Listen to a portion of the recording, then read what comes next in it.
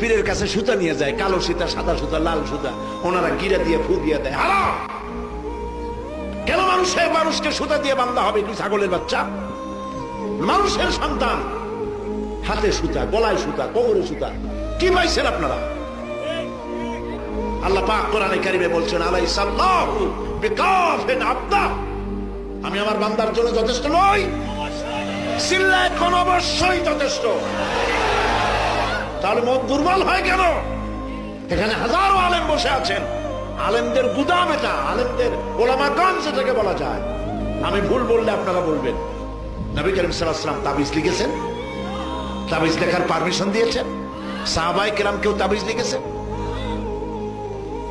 বাচ্চা একটা হইতে পারে না, গলায় এতগুলো তাবিজ। বাচ্চাটা যদি কথা বলতে পারতো তাহলে বলতো যে আল্লাহ কি বিপদে পড়লাম দুনিয়ায়, এর থেকে মায়ের পেটে ভালো ছিল। প্রিয় ভাই সব, আল্লাহরে বিশ্বাস করেন।